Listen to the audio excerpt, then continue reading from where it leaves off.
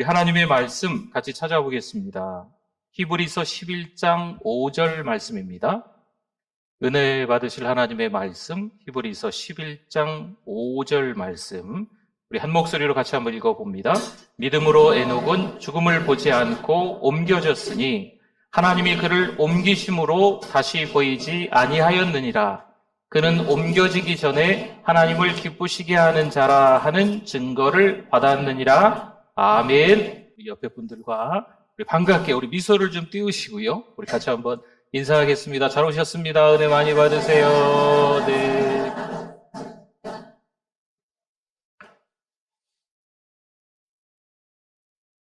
네, 우리가 이제 실내에서 이제 조명이 있으니까 좀 환하죠. 이제 저녁이 되면은요, 이제 캄캄합니다. 조명을 켜지 않으면 어둡잖아요.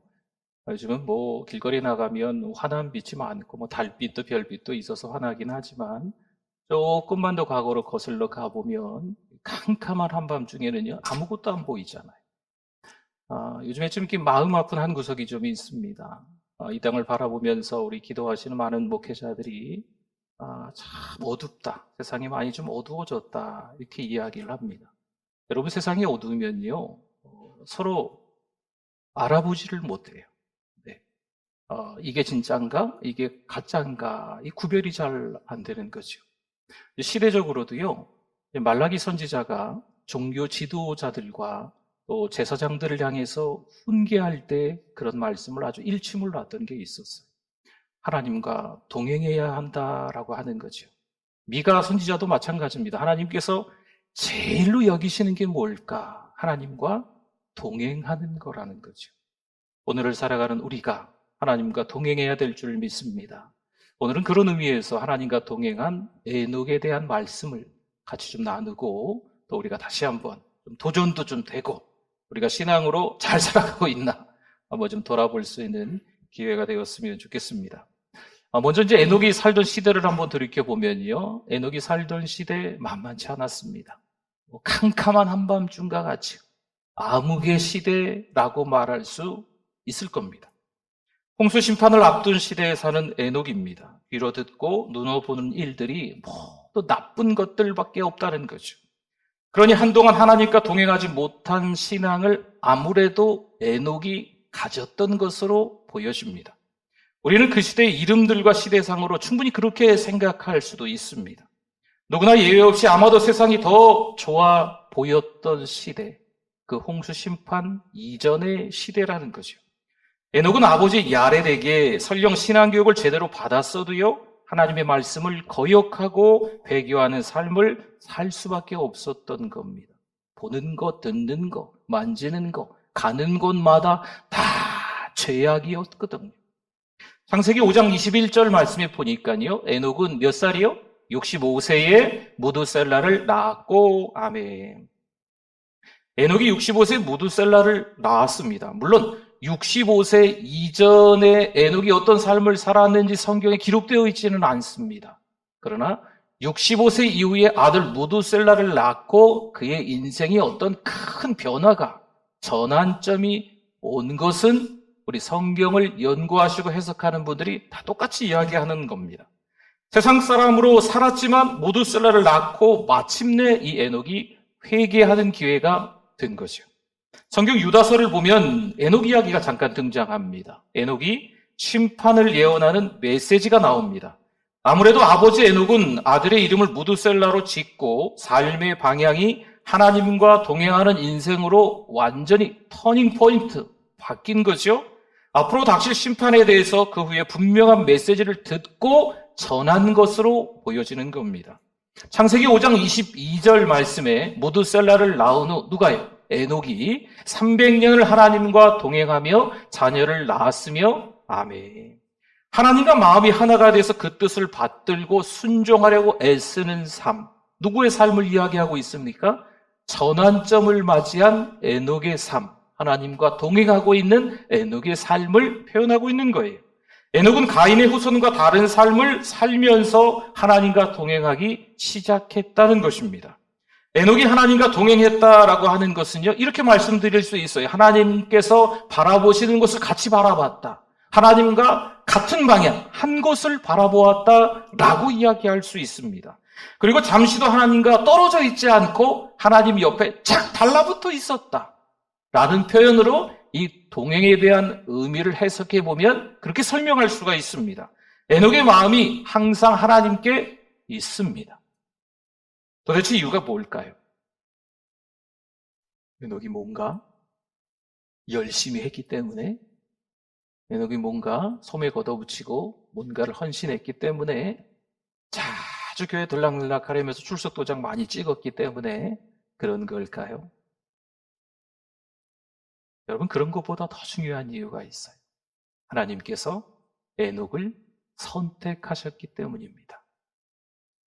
5절을 한번 봅시다. 오늘 히브리서 11장 5절이었죠. 믿음으로 에녹은 죽음을 보지 않고 옮겨졌으니 하나님이 그를 옮기심으로 다시 보이지 아니하였느니라. 그는 옮겨지기 전에 하나님을 기쁘시게 하는 자라 하는 증거를 받았느니라. 아멘. 오늘 읽었던 본문 히브리서 11장 5절에 보니까요, 같은 말이 반복해서 나옵니다. 성경 한 절에 아니면 한 단락에 반복해서 나오는 단어나 이 구절들이 좀 있습니다. 그러면 분명히 강조하는 바가 있는 거죠. 여기서 옮겨졌다, 옮기셨다라는 표현이 3번이나 무려 반복해서 나옵니다. 여러분, 이 의미는요, 위치를 변경하다, 옆에 두다, 승천하다, 이런 의미들을 담고 있는 말이에요. 하나님께서 에녹을 이 땅이 아닌 하나님의 나라로 자리를 위치 변경시켜 주시고 영원한 하나님의 나라로 옮겨주셨다라는 표현입니다. 죽음의 세력이 날마다 위협했지만 그는 죽음의 세력에 지배받지 않았습니다. 여러분, 이유가 뭘까요? 또 뭘까요? 창세기 5장 24절에 에녹이 하나님과 뭐 했다고요? 동행하더니 하나님이 그를 데려가심으로 세상에 있지 아니하였더라. 아멘. 교회를 나와도 구원의 확신도 없이 그저 교회만 왔다 갔다, 어찌 보면 허송세월만 보낸 신앙이라면 성경은 이걸 하나님과 동행했다 이렇게 표현하지 않습니다. 물론 믿음의 삶은 몇 년 그저 흉내낼 수 있습니다. 믿는 척 보일 수 있습니다. 여러분, 사람은요 충분히 속일 수 있어요. 사람들이 보기에 신앙생활을 잘하는 것처럼 그럴싸하게 이쁜 포장지에 뭐 이것저것 조금 달아가지고 하면 아주 좋은 선물처럼 보이는 것처럼 우리의 신앙도 그렇게 충분히 보일 수가 있습니다. 그러나 성경은 이걸 하나님과 동행했다라고 말하지 않습니다. 동행은요, 많은 시간이 필요해요. 동행은요, 많은 인내가 필요합니다. 동행은요, 많은 훈련의 과정이 지나야 하는 거예요. 사실 에녹 이전의 사람들은 몇 세를 살고 죽었다 이런 얘기밖에 없어요. 아담 1대, 10대 노아, 1대서부터 10대까지 9번이나 몇 세를 살고 죽었더라라는 말씀이 반복이 됩니다. 그런데 에녹은요, 그렇게 표현하지 않죠? 300년을 하나님과 뭐 했다고요? 동행했다. 이렇게 나옵니다. 그렇다면 우리도 지금까지 몇 년을 살아왔냐? 혹은 몇 년을 교회 출석해서 이거 혹여나 얼마나 교회에서 열심히 섬기고 있냐? 여러분, 이런 것들은 별로 중요하지 않을 수도 있습니다. 진짜 중요한 것이 무엇인가 하는 거죠. 몇 년을 하나님과 동행했냐? 지금도 하나님과 동행하고 있느냐? 앞으로 하나님과 동행할 것이냐? 이것이 중요한 것입니다. 시편 37편 23절 말씀에 여호와께서 누가요? 여호와께서 사람의 걸음을 정하시고 그의 길을 기뻐하시나니 아멘. 동행은요, 함께 길을 걷는 거예요. 누구와? 하나님과 함께 길을 걷는 거죠. 그 길을 정하셨대. 누가? 여호와께서. 우리 하나님께서 우리의 가는 길을 정하셨다는 거죠. 여러분, 우리의 길을 하나님은 아십니다. 우리 길의 시작과 끝도 누가 아실까요? 여호와께서, 하나님께서 잘 아신다는 겁니다. 그래서 하나님과 동행할 때 저 여러분들이 좀 알아야 될 것이 있습니다. 한번 이렇게 생각해 보다가 여행할 때랑 좀 병행해서 한번 생각해 보시면 어떨까 싶습니다. 먼저 여행을 갈 때 어디 갈지 목적지를 좀 정해야 됩니다. 하나님과 동행할 때도 마찬가지라는 거죠. 목적지가 없으면 방랑자지요. 배가 하나 있는데요. 이 배 한 척이 목적지가 없는 거지요. 그러면 바다 위에서 그냥漂流하는 거예요. 목적지가 없이 그냥 바람 부는 대로, 파도 치는 대로 이리로 쏠리고 저리로 쏠리는 거죠. 뭐 보이는 거 다 봐야 되고 들리는 거 다 들어야 되고 세상 사람들이 말하는 거 그래 그래 교회를 나오기는 나와서도 세상 사람들이 이야기하는 거에 다 관심을 갖고 집중하면서 살아가는 거죠. 여러분, 뭐가 더 중요한지 덜 중요한 거지. 예수 믿는 사람들이 어디에 더 가치를 두고 어디에 덜 가치를 둬야 되는지, 구별된 삶을 어떻게 살아가야 되는지, 거룩한 삶을 어떻게 살아가야 되는지 목적지가 불분명하면 혼란스럽기만 합니다. 목적지가 그래서 분명해야 합니다. 또 한 가지. 그럼 정해진 목적지를 누구와 함께 갈까요? 여러분, 여행을 떠날 때 누구와 함께 가느냐에 따라서 그 여행의 질이 달라집니다. 때로는 그 여행이 지겨워. 아이고, 빨리 집에 갔으면 좋겠다. 이 동행자가 시원찮은 거예요. 그런데 사랑하는 사람과 함께 동행하면 때로는 힘들고요. 때로는 고되도.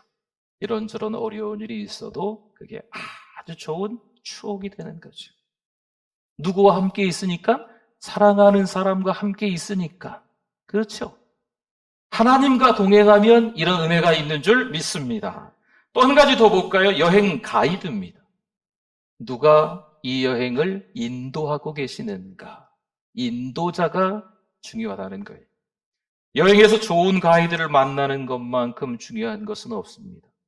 여러분 함께 국내나 국외 어떤 선교지나 또 비전팀이나 이렇게 다녀오신 적이 있습니까?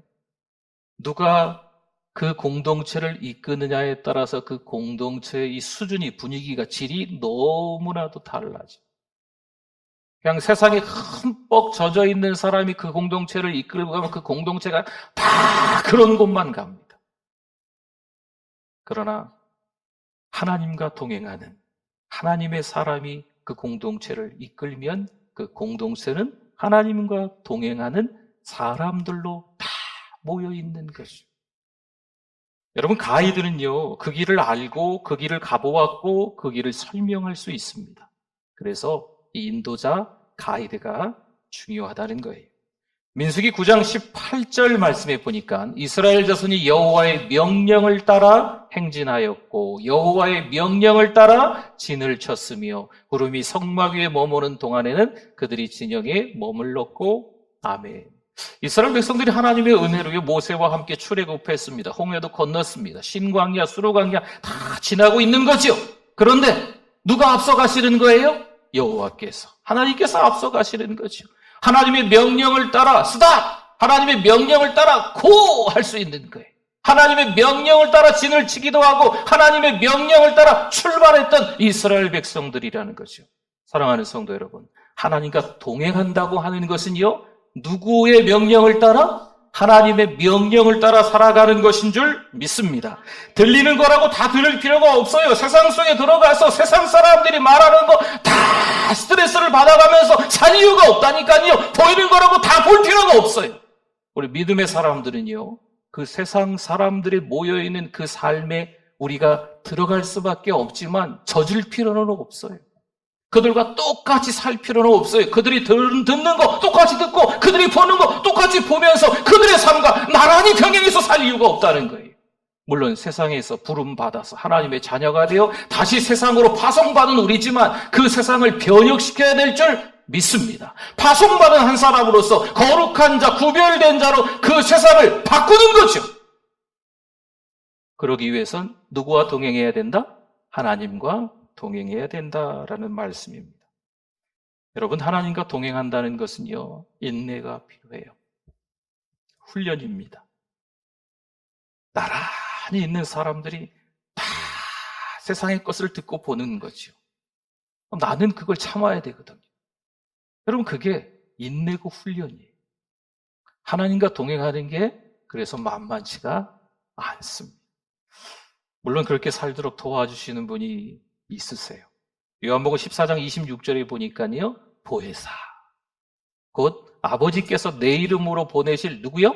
성령, 그가 너희에게 모든 것을 가르치고 내가 너희에게 말한 모든 것을 생각나게 하리라. 아멘. 동행에는 많은 시간이 필요합니다. 동행에는요, 많은 인내가 필요해요. 동행에는 많은 훌륭의 과정, 스텝 바이 스텝. 한 계단 올라갔으니까 더 이상 힘든 건 없겠지. 아니에요. 한 계단 올라가도 거기에 걸맞는 또 훈련이 있는 거예요. 그런 과정들이 지나야 되는 겁니다. 하지만 걱정할 필요가 있다 없다? 없습니다. 이유는 성령께서 모든 것을 가르치시고 성령께서 하나님이 말씀하신 것들을 다 우리에게 어떻게 해주신다고요? 생각나게 해주시는 줄 믿습니다. 성령 하나님, 보혜사, 파라클레이토스, 우리를 도와주시는 분이라는 거예요. 믿음으로 살아갈 수 있도록, 하나님과 동행할 수 있도록, 하나님이 바라보시는 것을 같이 바라볼 수 있도록, 하나님이 들으시는 것을 같이 들을 수 있도록, 하나님과 나란히 동행할 수 있도록 성령 하나님이 우리를 도와주시는 줄 믿습니다. 로마서 8장 32절 말씀에 자기 아들을 아끼지 아니하시고 우리 모든 사람을 위하여 내주시니가 어찌 그 아들과 함께 모든 것을 우리에게 주시지 아니하겠느냐? 아멘. 하나님이 우리에게 아들을 주셨대요. 여러분, 그 아들이 어떤 아들일까요? 그 아들은 특별한 아들, 독생자, 외아들입니다. 특별한 아들을 하나님이 우리에게 주셨다는 거죠. 다시요. 하나님이 우리에게 전부를 주셨다는 말씀이에요. 여러분, 아들을 주셨다는 건 전부를 주시는 거예요. 하나님이 전부를 주셨다는 거예요. 사랑하는 성도 여러분, 잘 기억하십시오. 하나님이 우리를 어떻게 사랑하셨냐면 온몸을 던져서 우리를 사랑하셨다는 하나님이신데 사람이 되셔서 우리의 죄 때문에 우리의 죄 문제를 해결하시기 위해서 사람이 되셔서 십자가에 못 박혀 죽으신 줄 믿습니다. 여러분, 그 예수를 믿는 자마다 예수 그리스도가 부활하신 것처럼 사망 권세를 깨뜨리시고 부활하신 것처럼 우리도 부활의 삶을 살아가게 될 줄 믿습니다. 부활의 증인으로 살아가게 될 줄 믿습니다. 근데 여러분, 그게 많은 시간이 필요하다니까요. 많은 인내가 좀 필요해요. 많은 훈련이 좀 필요합니다. 하나님과 동행한다는 것은요, 이미 구약시대에서도 말씀했던 것처럼 또 신약시대를 지나면서도 말씀했던 것처럼 또 지금 오늘을 살아가는 우리들에게도 동일하게 이 삶의 현장 가운데서 사방의 우겨쌈을 당하면서 이 악한 세력들이 우리를 집어삼키려고 하는 그런 나쁜 의도, 나쁜 생각들 가운데 믿음의 사람들이 성령 하나님께서 우리를 가르치시고 성령 하나님의 말씀이 생각나게 하신다는 것을 기억하여서 하나님과 동행해야 될 줄 믿습니다. 하나님은요, 우리에게 그렇게 다가오시는 분이세요. 우리가 믿음으로 잘 살아서 그럴까요? 천만에요. 그렇지 않습니다. 우리가 정말 주를 위해 살겠습니다. 뭐 대단한 어떤 고백이 있어서 천만에 그렇지 않습니다. 우리는 있는 모습 그대로 나오는 거예요. 여러분, 오늘 주일 예배를 드림에 있어서 지난 한 주 동안 하나님 앞에서 퍼펙트하게, 완벽하게 누가 봐도 난 하나님의 자녀답게 살았어. 정말 한 to록도 하나님의 마음을 아프게 한 적 없어. 나는 죄인이 아니고 의인된 삶을 살았어. 이런 마음이 있기 때문에 교회에 달려와서 예배 드리시는 분이 있을까요? 저는 없을 거라고 생각해요. 한번 찾아보세요.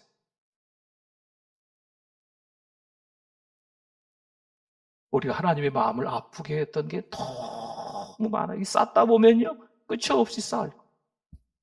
하나님을 기쁘시게 한 게 있을까? 글쎄요. 어느 정도 쌓을 수 있을까요? 근데 있는 모습 그대로 오늘 예배드리러 나오는 거예요. 하나님은요, 그럼 너른 품으로 우리를 안아주시는 줄 믿습니다. 여러분, 우리가 완벽해야만 하나님과 동행하는 게 아니에요. 부족하지만 있는 모습 그대로 나오는 거죠. 왠지 아십니까? 우리가 하나님을 선택한 게 아니에요. 누가 우리를 선택하셨어요? 하나님이 우리를 선택하신 거고.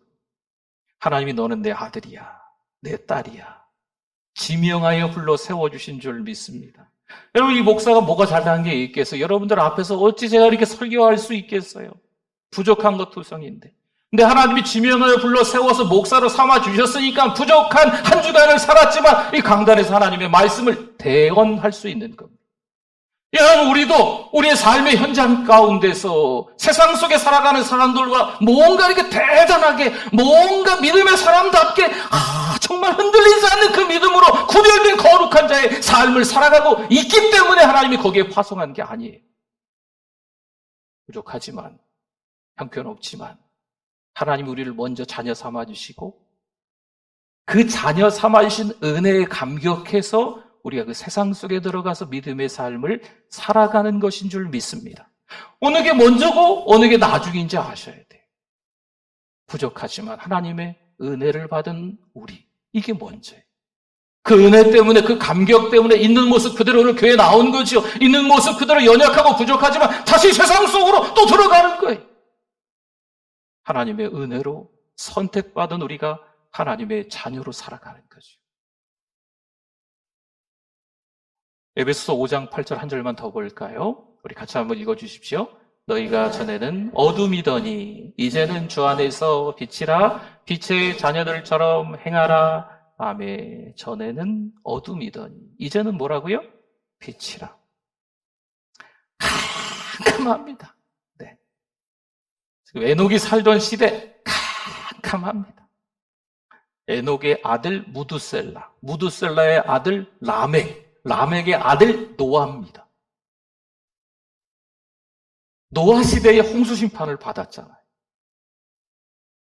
그러면 이 에녹의 아들 이 무두셀라가 최장수자거든요. 969세. 그러면 이게 지금 나이를 보면요, 그 아들 라멕이 살던 시대, 또 그 라멕이 또 아들 낳은 노아의 시대를 이렇게 계산해 보면, 나이를 이렇게 연대를 이렇게 계산해 보면 무두셀라가 죽자마자 홍수가 일어나요. 여러분, 무슨 의미인지 아시겠어요? 이 에녹이 살던 시대들은요, 똑같이 지금 노아가 살던 그 시대처럼 죄악이 관영했다는 거예요. 아주 형편없는 암흑시대였다는 거예요. 참 죄송스럽습니다. 오늘을 살아가는 우리들도 그런 시대에 비슷하지 않을까 생각해요. 여러분, 이게 TV 한번 켜보면요, 뉴스 한번 들어보면, 머리가 아파요. 전 뉴스 잘 안 보거든요. 근데 어쩌다 이렇게 벌써 이렇게 틀다 보면 이렇게 들리는 게 있어요. 그러면 너무 마음이 아파. 뭐 세상 돌아가는 이야기, 뭐 유튜브를 통해서 보고, 뭐 인터넷 기사 보고, 뭐 저 그러지 않거든요. 근데 이렇게 말씀 뭐 찾다가 듣다 보면, 뭐 이렇게 제목이 좀 이렇게 끌리는 게 있잖아요. 여러분, 그런 거 없으세요? 이건 봐야 되는가? 뭐 이런 게 저도 좀 있더라고요. 거기 들어가서 보면, 괜히 봤어. 속았어. 쓸데없는 세상 이야기로 꽉 차있는 게 가끔 있어요. 이야, 여러분, 무섭습니다. 에녹이 살던 시대, 노아가 살던 시대, 말라기가, 미가가 살던 그 시대, 예수님이 계셨던 그 신약 시대, 지금의 오늘의 시대, 어찌 보면 다 말세인 거예요. 이 마지막 세상 가운데 하나님과 동행하는 저와 여러분들이 되실 수 있기를 바랍니다.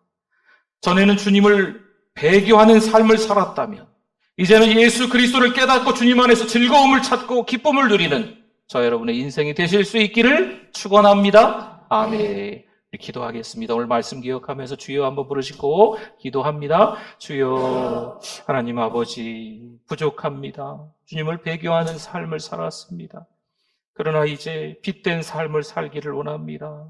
너무나도 많이 부족하지만 많은 시간, 많은 인내, 많은 훈련을 통해서 더 다듬어지고 깎여지고 빚어지게 해주시며 이제는 예수 그리스도를 깨닫고 주님 안에서 즐거움을 찾고 하나님이 바라보시는 것을 같이 바라보고 하나님께서 생각하시는 것을 같이 생각하며 하나님께서 가시는 것을 같이 따라갈 수 있는, 하나님이 멈춰라 하시면 멈추고 하나님이 가라 하시면 갈 수 있는 믿음의 삶이 되게 하여 주실 줄 믿습니다. 교회들을 사랑합니다. 목사님들을 사랑합니다. 성도님들을 사랑합니다. 더 많이 사랑하지 못했음을 회개합니다. 앞으로 더 많이 사랑하고 살겠습니다. 하나님 아버지, 은혜를 감사합니다. 믿음으로 살지 못했음을 회개합니다. 형편없는 부족한 우리들의 믿음임에도 불구하고 우리를 선택해 주셔서 하나님과 동행하게 만드시는 줄 믿습니다. 여전히 이번 주도 동행하는 자의 삶이 되게 하여 주시옵소서. 예수님의 이름으로 기도드립니다. 아멘.